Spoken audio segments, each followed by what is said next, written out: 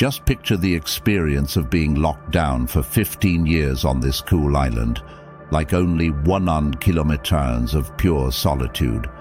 There are no trees for some chill shade or a cool shelter, no proper housing, and food is scarcer than water in a desert.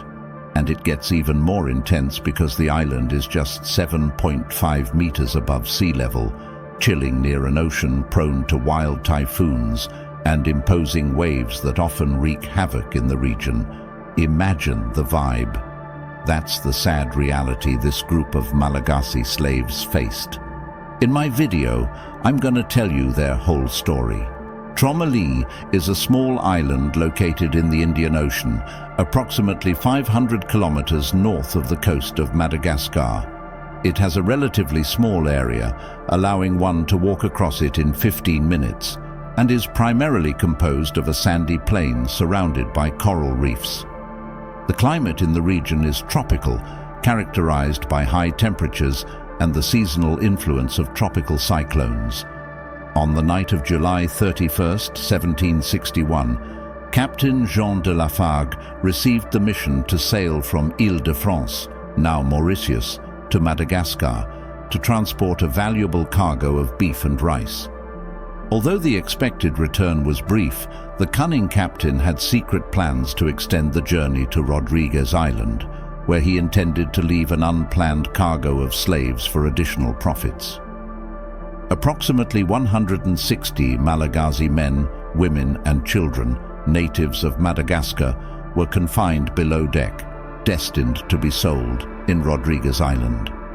Jean Lafargue, aware of the illegality of the slave trade, defied adverse weather conditions to achieve his goal, disregarding common precautions. The imprudent choice led to a shipwreck on Tromolin Island, where most of the slaves drowned. The survivors, both from the French crew and the slaves, faced challenging conditions on the desolate island.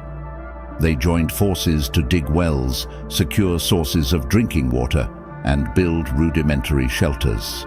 The construction of the La Providence vessel proved to be a challenge, with logistical and structural limitations. The restricted capacity of the ship led to the painful decision to leave the Malagasy on the island with the promise of future rescue. However, the promise faced complex geopolitical obstacles in the following years. The governor of Mauritius vetoed the rescue initiative, citing the need for naval resources during the 7 Years' War. Subsequent rescue attempts were thwarted by natural difficulties and political decisions. Only in 1776, more than 15 years after the shipwreck, did La Dauphine establish contact and rescue 7 women and a baby. The rescue promise, marked by intrigues and challenges, proved to be a prolonged and complex journey for the survivors of Tromolin Island. The enslaved folks had to hustle as a community of around 60, hoping for the rescue they were promised. They built houses with compacted sand and coral blocks, each wall being about 1.5 meters thick, just to be on the safe side. To protect themselves from cyclones, the islanders used a communal oven, keeping the fire burning for about 15 years, according to legend, although it is more likely that they used flint stones. Flint, by itself, is not a material capable of generating fire directly. Historically, however, it has been associated with fire production through the percussion method, involving the use of flint, along with an inflammable substance such as flint powder, usually composed of minerals like pyrite. This method, known as flint and steel sparks, has been used by various cultures throughout history.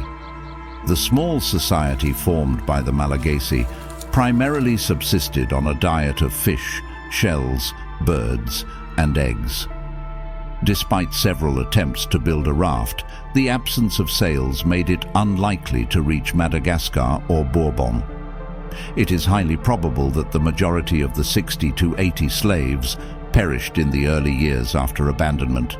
Some attempts to leave the island were reported, but uncertainty persists about the fate of these groups.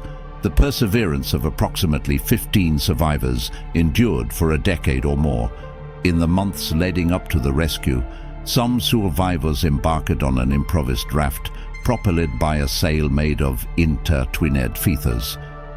Unfortunately, the fate of these braver sailors remains unknown, as the testimony of the 7 remaining women and the records of La Dauphine were lost over time.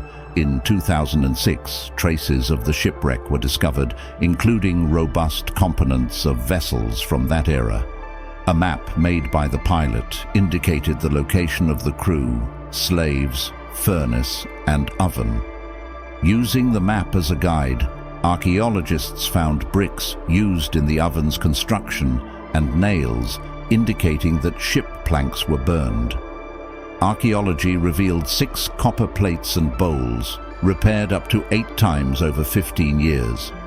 The team discovered intact buildings, including what was likely the kitchen, with utensils and domestic artifacts. Pieces of flint and metal were found, revealing the castaways' technique for starting and maintaining fires.